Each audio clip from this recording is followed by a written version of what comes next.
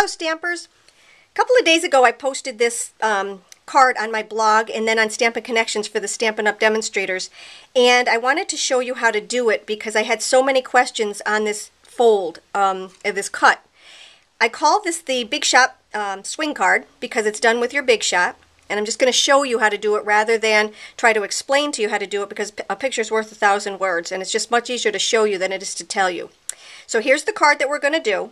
The first thing you need to do is to get an 8.5 by 5.5 inch piece of cardstock, fold it in half, and then what I did was I put a pencil mark at the 2 1/8 inch mark at the top and at the bottom, and then on each side I went in 2 3/4.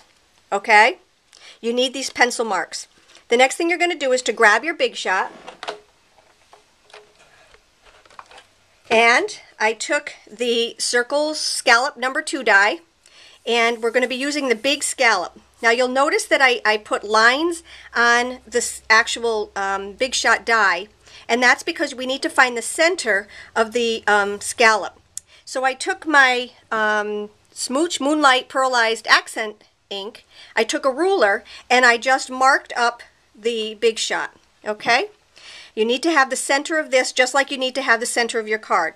Okay, the sandwich goes like this. You're going to take your plastic plate and put it down.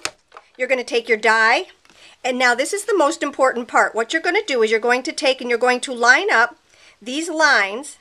This line, this is the 2 1/8 inch mark. Here's the 2 3/4 inch mark, and these are the ones that are on the die. Now this is going to do two things. It's going to center your card, and it's also going to show you where your other plate needs to go.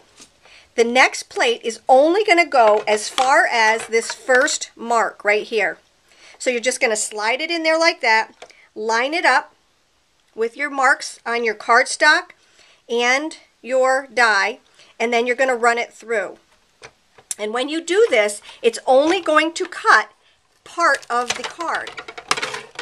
So now we have this right here.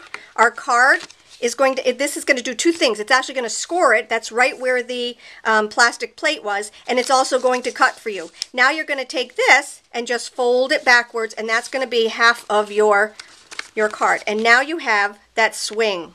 It's called the Big Shot swing card. I'll just show you real quick how to put the rest of the card together. The next thing that I did was I took my espresso cardstock, 5 1/4 by 4. I glued that onto that.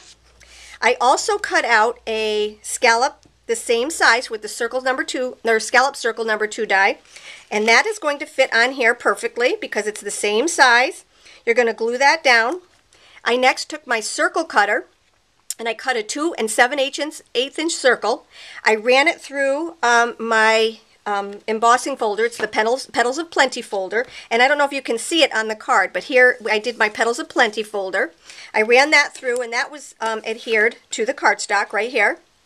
The next thing I did was I took the Bells and Bows stamp set, and I used this one. This is part of one of our bundles that we have going on right now. I took this stamp right here. I stamped it in Stays On ink onto the watercolor paper, and I colored with my aqua painters and my re-inkers.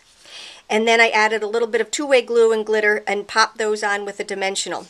The only other thing that I really want to show you that has a little bit of a trick is to, if you're going to stamp something on this part right here, I'll show you what I did. I took my cardstock that I cut already, and I made a little template because when I do stuff I always make more than one card, so I wanted to do something that would work really fast. What I did was I just took 2 pieces of paper, taped them together, slid this onto the card, stamped up my En Francais stamp set right here with the early espresso, and then I just laid it down and stamped it on there. And that way there you can just slide it off and you have a nice neat stamp to it.